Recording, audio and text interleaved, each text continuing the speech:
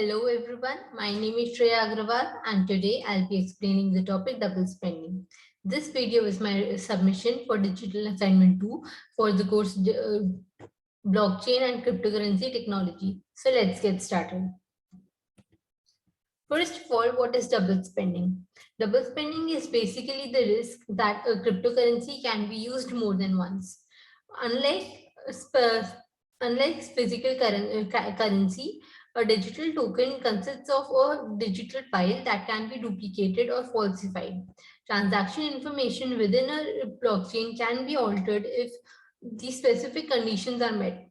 The conditions allow modified block to enter the blockchain.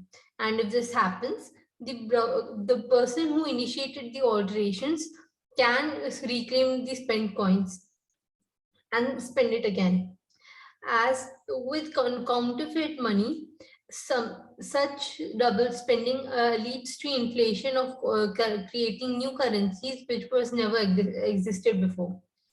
This devalues the currency relative to other monetary units and goods and diminishes users' trust. So if we see in this picture, this is the buyer and this is the coin with this coin ID, and this buyer is spending this coin to seller A, and at the same time he is spending this coin to seller B. So this is double spending. Now, in order to understand double spending in a more clear way, we will first try and understand how blockchain works in a nutshell. So when a block is created, it receives a hash or an encrypted number that includes the timestamp, information of previous block, and transaction data.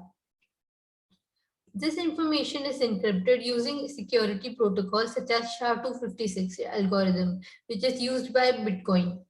Once the block's information is being verified by the miners, it is closed and a new one is created again with a new timestamp, transaction information, and previous block's hash.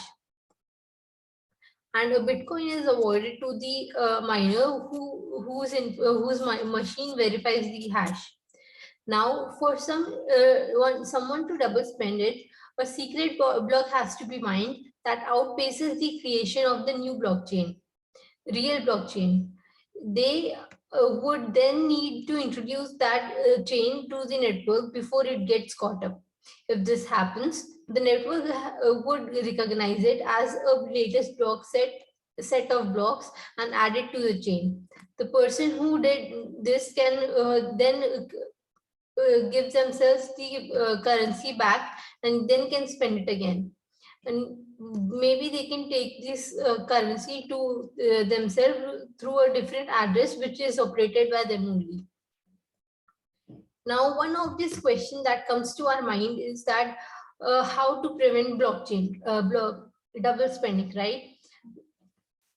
Well, double spending remains a risk. However, it is minimized in blockchain.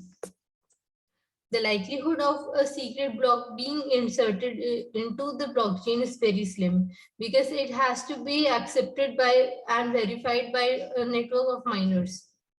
The only chance a miner with illicit intention has of inserting an altered or a secret block is to attempt to get another user to accept this transaction using their secret block and cryptocurrency. Even then, the likelihood of a modified block being accepted is very slim.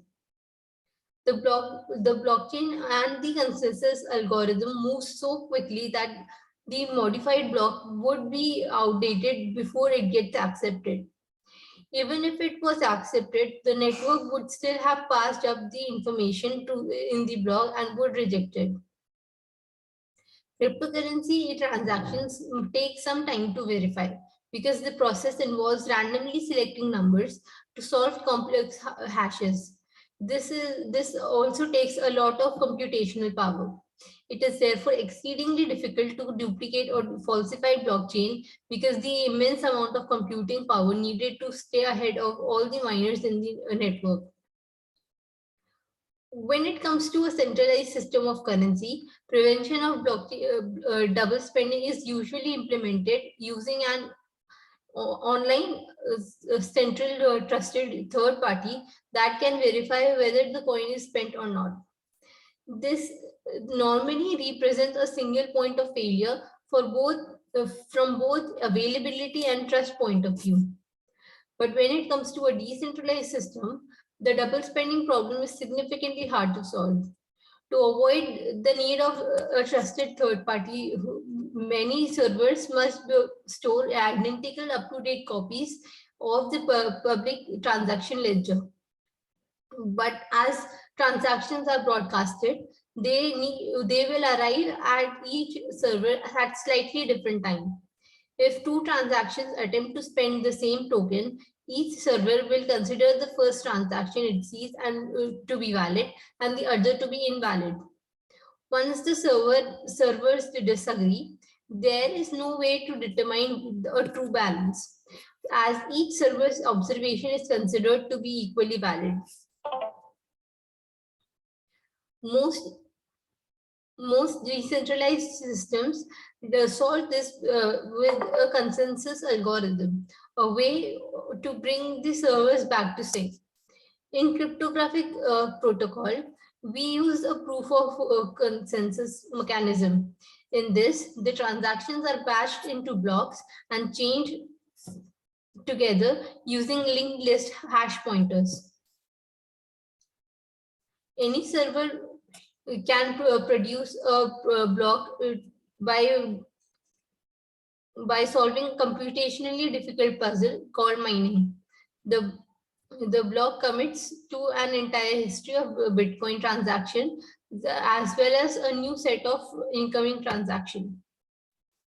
The double spending problem persists. However, if two blocks are mined at the same time, that is when servers disagree on the order of two blocks. They keep the two blocks temporarily.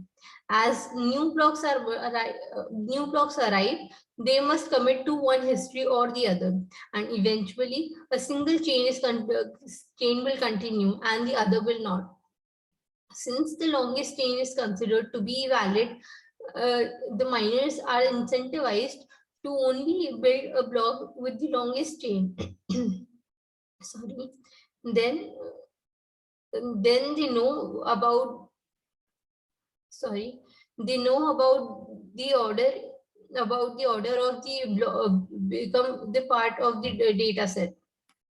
Now let's discuss some examples of the double spending attack.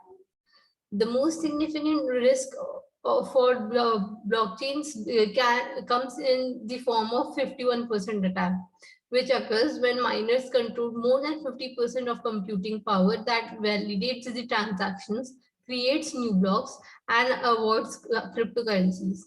If a user or users control the majority of the hashing in the blockchain, then they will be able to dictate transaction consensus and control the award of currency. In most popular cryptocurrencies such as Bitcoin, this is very unlikely due to the number of miners and hashing difficulty it has reached. However, a new or fourth cryptocurrency with smaller network are prone to this attack. Another type of attack is race attack.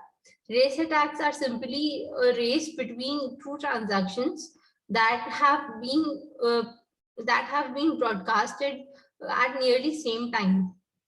The idea is to replace the first transaction with another one and return the funds to a wallet the malicious user controls prior to the first transaction being written on the blockchain. Thank you.